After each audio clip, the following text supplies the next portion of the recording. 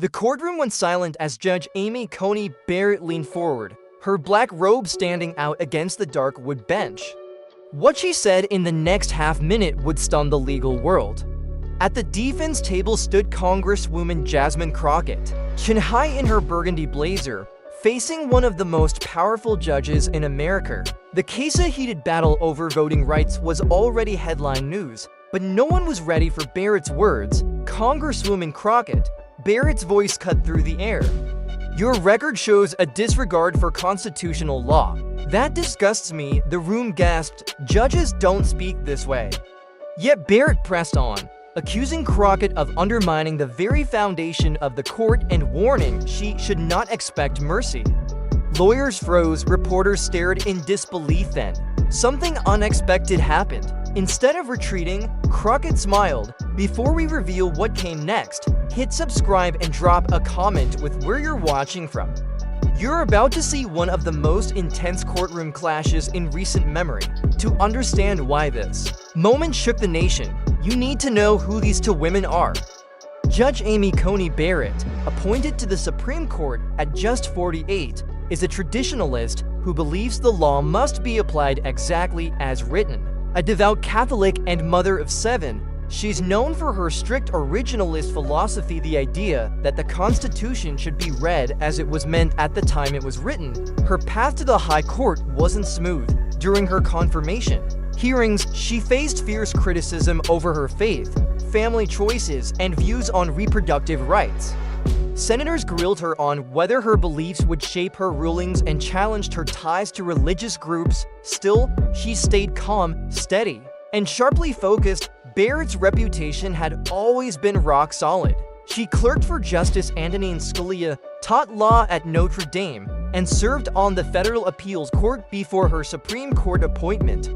Known for her sharp mind and calm presence, she had never lost composure in public or shown bias from the bench. Even critics respected her discipline and intellect, seeing her as the model of a conservative originalist judge who applied the Constitution exactly as written. For years, she had been untouchable until now.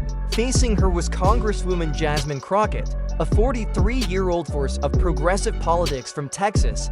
Once a public defender and later a civil rights attorney, she built her career on fighting for those without a voice. Bold, witty, and unafraid of confrontation, she turned hearings into viral moments that millions followed online.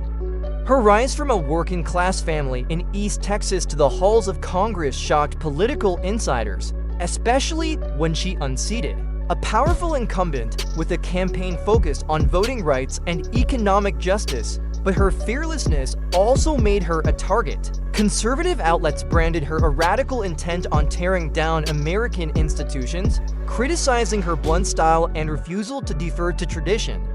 Still, Crockett's record showed wins against corporations, reforms born from civil rights cases, and a deep connection to the communities she represented. The clash that brought her to Barrett's courtroom began 6 months earlier when she challenged new voting restrictions in Texas. The Republican-backed law required multiple IDs, slashed early voting hours, ended Sunday voting, disrupting souls to the polls drives, and criminalized most outside help for elderly or disabled voters.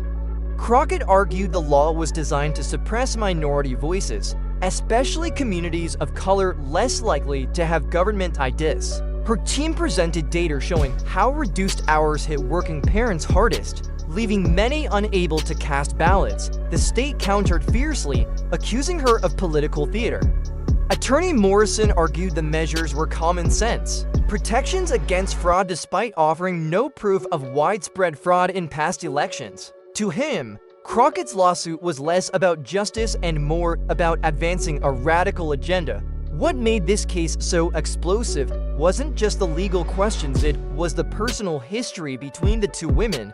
Barrett had written major opinions on voting rights that Crockett openly criticized as outdated and harmful to communities of color. Their feud deepened when Crockett went on national TV and questioned whether Barrett's religious views were influencing her rulings. If a judge is guided by church doctrine instead of the Constitution, Crockett said, we have to ask who they're really serving. conservative media replayed that line for weeks, framing it as an attack on religious freedom. Barrett's supporters demanded an apology, but Crockett doubled down, arguing that any judge unable to separate faith from duty didn't belong on the bench. The stakes couldn't have been higher. If Barrett ruled against Crockett, similar voting restrictions could spread nationwide, locking millions of voters out of the ballot box and cementing Barrett's strict constitutional philosophy. If Crockett won, it would be a landmark victory for voting rights and a direct blow to Barrett's reputation as a neutral jurist. Inside the packed courtroom, reporters, activists, and legal scholars filled every seat. Outside, protesters awed. Both sides held signs and chanted, while social media buzzed with speculation. Tension had been building for months, but no one expected Barrett to open with such fury. The moment her sharp words cut through the chamber, the atmosphere shifted. The silence felt heavy, charged, as if everyone knew they were about to witness history. Crockett's lead attorney, Marcus Williams, leapt to object. "Your Honor, with respect, these personal remarks are inappropriate." Barrett's gavel slammed down like a gunshot. "Counsel will sit down." "I wasn't addressing you." Williams froze, his face pale as he sank back into his chair. In 3 decades of practice, he had never seen anything like it. In his 30 years of practice, Marcus Williams had never seen a judge this openly hostile at the start of a trial. He exchanged a nervous glance with co-counsel Sarah Chen, who shook her head as she scribbled frantic notes. Across the aisle, State Attorney David Morrison and his team looked almost pleased, convinced Barrett's aggression would rattle Crockett before they even had to present their case. Barrett's gaze cut back to Crockett, sharper than ever. "Congresswoman, do you grasp the weight of what you're asking this court to do? You want me to overturn duly passed legislation simply because you don't agree with it? That's not how constitutional law works in America." The gallery stirred with uneasy murmurs. Pens scratched furiously as legal observers documented what many would later call the most astonishing display of judicial behavior they had ever seen. Even veteran court reporters struggled to keep up with the rapid-fire exchange. Some legal scholars in attendance looked shaken. Professor Martha Reynolds of Georgetown would later admit she felt physically sick watching what she described not as judicial inquiry, but character assassination from the bench. Yet Crockett stood tall, hands clasped behind her back, eyes locked on Barrett. Her voice was steady. "Your Honor, I understand the law better than you might think." The judge's eyebrows shot up in disbelief. No one had ever spoken to her like that. "Excuse me, I said I understand the law, Your Honor," Crockett repeated, her tone calm but cutting. Perhaps better than some judges who confuse personal belief with constitutional interpretation. The room erupted. Gasps and whispers filled the air. The prosecution froze. Williams grabbed Crockett's arm, urging her to stop. Barrett's face flushed with anger. "You will show proper respect in my courtroom, Congresswoman, or I will hold you in contempt." But Crockett didn't flinch. "I show," Crockett's voice was steady. "I show respect to the law, Your Honor. The real question is whether this court does the same."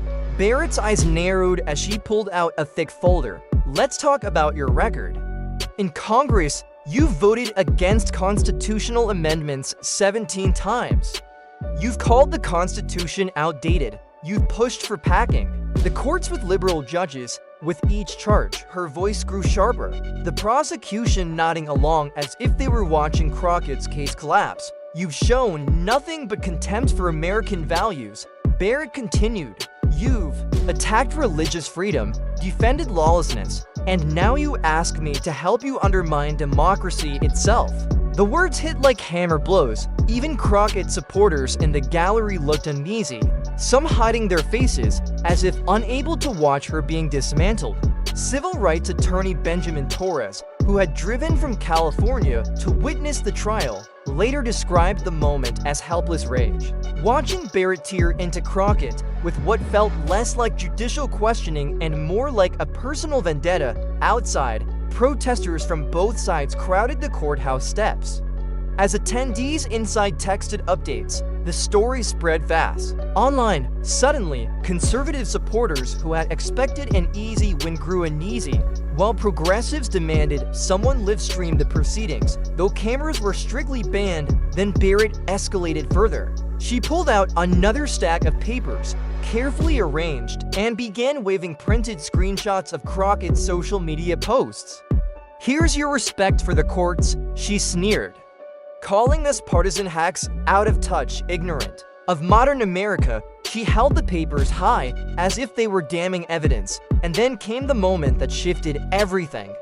Leaning forward, Barrett delivered what she thought was the final blow. "Perhaps if you spent more time studying constitutional law instead of chasing social media fame and playing to the cameras, you'd understand how flawed your arguments are.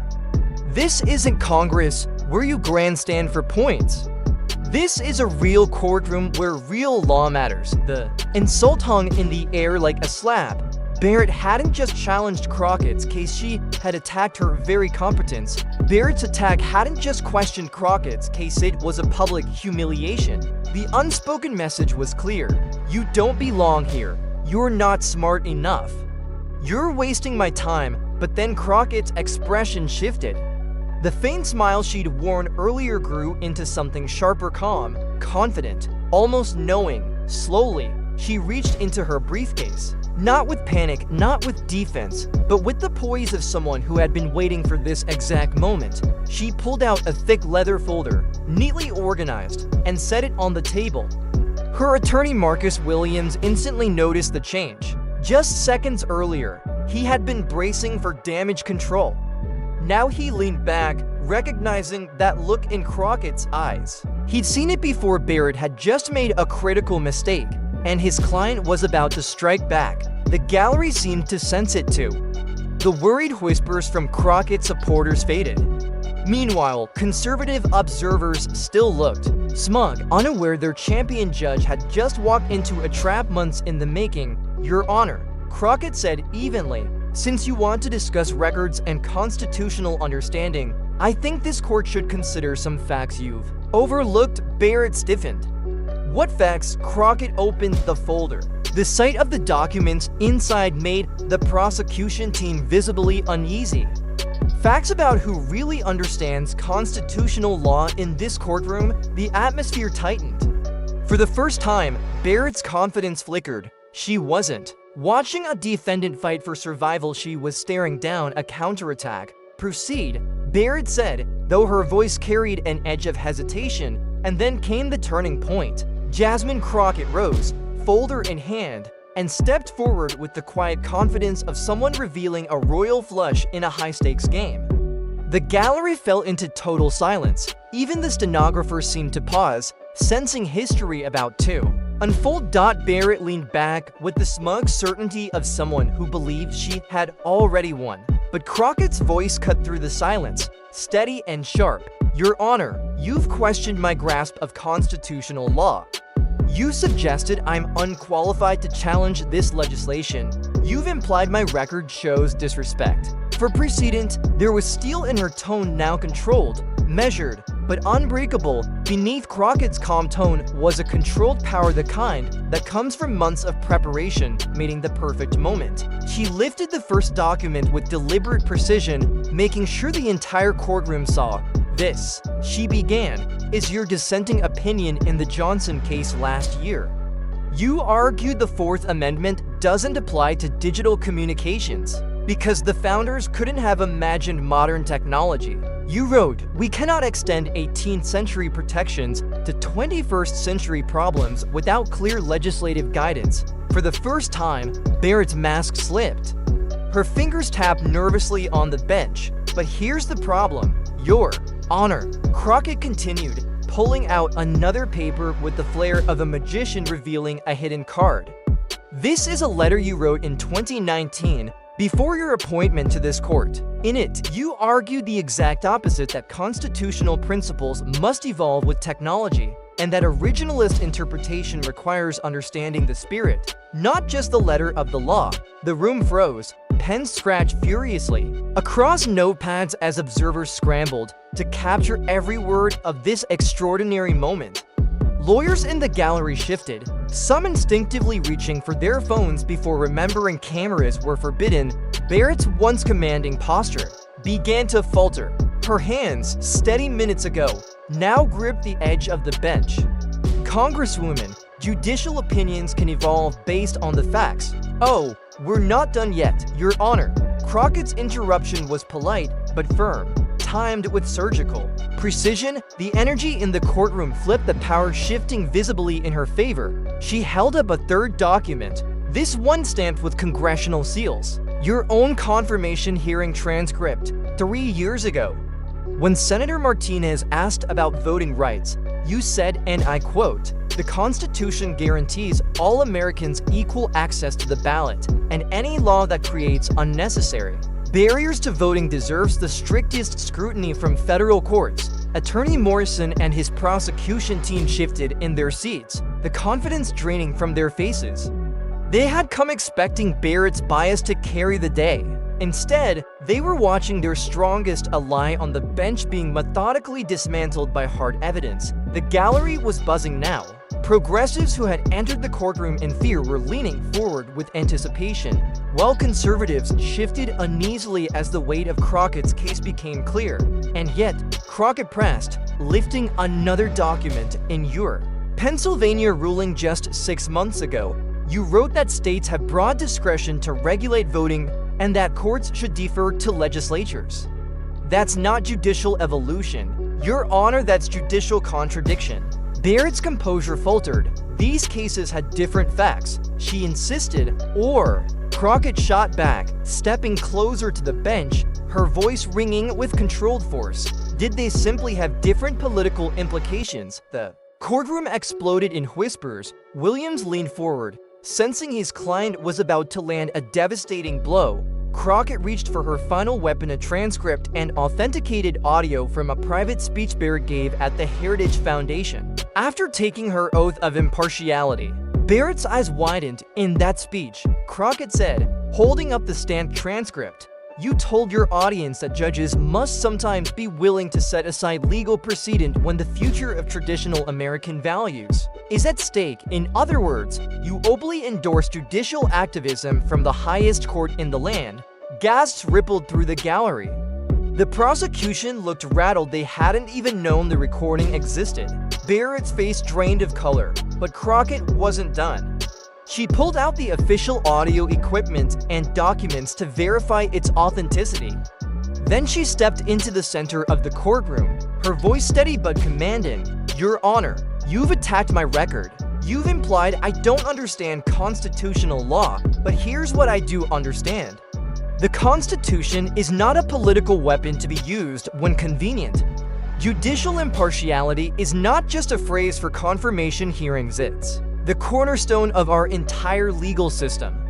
And when a judge abandons that impartiality, they lose the moral authority to lecture anyone about the law." The silence that followed was suffocating. Barrett sat frozen, her confidence gone, realizing too late she had walked into a trap that had been carefully laid for months. Williams could barely contain his admiration. In all his years, he had never seen someone flip a courtroom so completely. Through preparation and sheer intellectual force, the prosecution looked ready to vanish. Their case wasn't crumbling from technicalities, it was collapsing under the weight of their own judges' contradictions. Then Crockett raised one final document high for everyone to see. "This," she said, "is a legal brief I co-authored in law school on judicial bias and constitutional interpretation. My professor said it should be required reading for all federal judges." She paused, locking eyes with Barrett. That professor was Justice Elena Kagan, now sitting on the Supreme Court. The courtroom erupted. Reporters hammered at keyboards like machine guns. The gallery gasped and whispered, and Barrett's face drained from defiance to panic. Everyone present understood they were witnessing a historic moment. Crockett's voice cut through the chaos, commanding the room. "You want my qualifications, Your Honor? I graduated magna cum laude from Harvard Law. I was editor of the Law Review. I've argued 17 cases before federal appeals courts and won 15. My career has been about defending the Constitution, not twisting it to fit personal beliefs. Barrett tried to interrupt. "Congresswoman, this is highly irregular." "What's irregular?" Crockett shot back. "Is a sitting judge launching personal attacks instead of hearing a case. What's irregular is bias so blatant it undermines the integrity of these proceedings. What's irregular is a judge sworn to impartial justice giving partisan speeches from the bench." Then came the moment that would define everything. Crockett stepped to the very front of the bench, met Barrett's eyes without a flicker of doubt, and delivered the line that would be replayed millions of times across the world. "Your Honor, you've spent this hearing attacking my intelligence, my credentials, and my right to stand here. But the only person unqualified to interpret the Constitution, unfit to sit in judgment, and lacking the temperament this position demands, is you." The chamber exploded. Half the gallery broke into thunderous applause, shaking the marble walls, while the other half sat frozen in stunned silence. Barrett's gavel slammed furiously, but the damage was done. Barrett's gavel slammed again and again, but the sound was drowned out by cheers, clapping, and shouts from the gallery. Reporters held up their phones, streaming the chaos live as the hashtag Crockett destroys Barrett began trending in real time. Quotes, clips, and reactions flooded social media within minutes. For the first time in her career, Barrett looked powerless. The judge who had unleashed a blistering attack on Crockett just hours earlier now sat speechless, her authority shattered by evidence she couldn't refute. Her hands shook as she gripped the gavel, an empty symbol of control she no longer had. The prosecution team was stunned. Attorney Morrison exchanged a hollow glance with his co-counsel, realizing their entire strategy had imploded. They had counted on Barrett's bias to secure victory, never imagining it would be weaponized against them. In the center of it all, Jasmine Crockett stood calm and steady, her expression almost serene. She had just executed one of the most devastating courtroom takedowns in modern history, and her poise suggested she had known this moment was coming all along. Months of research, preparation, and patience had led to this single, decisive triumph. The trial wasn't just overturned, it was transformed into something larger, a reckoning. Everyone in the chamber knew they had witnessed history. This wasn't David defeating Goliath, it was David exposing Goliath as a fraud in front of the world. The fallout was immediate. Phones buzzed with notifications as clips spread like wildfire across every platform. Barrett, visibly shaken, called for an abrupt recess. Her confident stride had been replaced by an unsteady shuffle as court security guided her out through a side door. For the first time, she looked vulnerable, exposed, human. Outside, chaos erupted.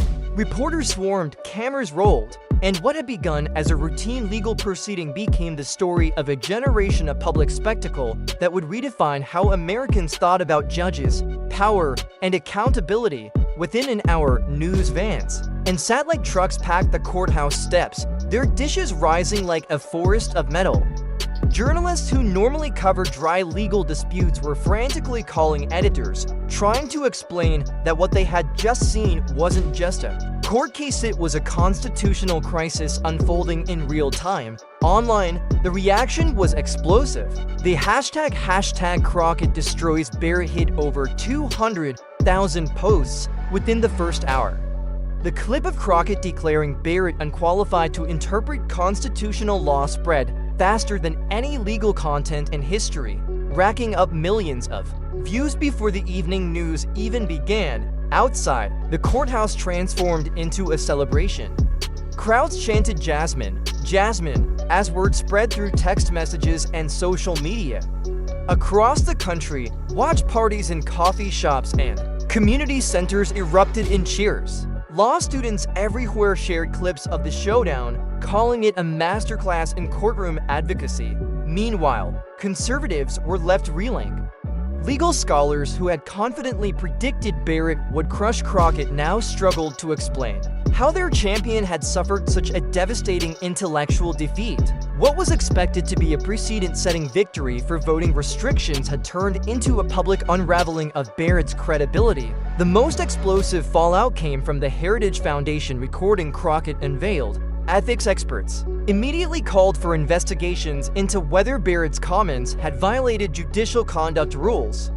The revelation suggested she had been far more politically active behind the scenes than anyone realized. By nightfall, every major network was running special coverage. Analysts who had followed Barrett's career said they had never seen such a stunning reversal of power in a courtroom.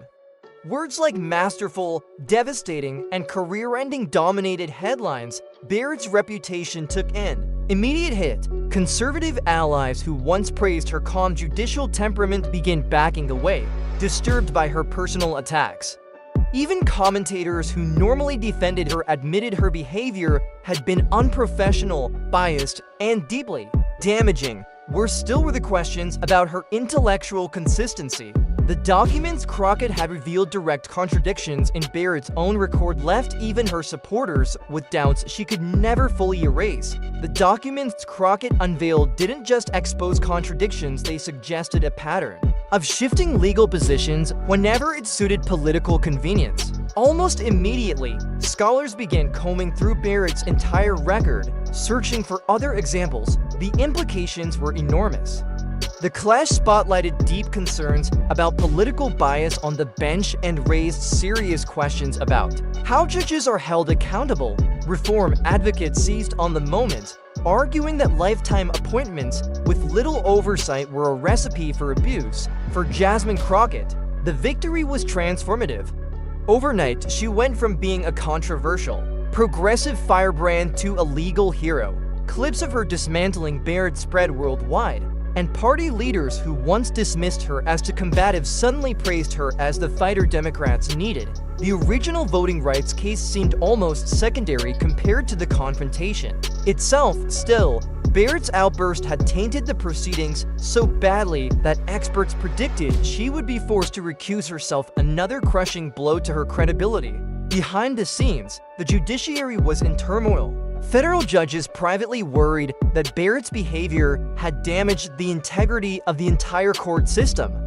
Some even called for disciplinary action, though others feared it would be seen as partisan retaliation. Meanwhile, the Heritage Foundation recordings set off wider investigations into Barrett's activities, with watchdog groups demanding full disclosure of her speaking engagements and compensation. 3 days later, Barrett released a carefully worded statement. She admitted her tone in the courtroom had been regrettable and affirmed that judges must uphold the highest standards of impartiality. But she stopped short of apologizing to Crockett, and most saw the move as too little, too late. Crockett, meanwhile, capitalized on her new prominence. She announced plans for legislation requiring ethics training for federal judges and an independent oversight body to investigate misconduct.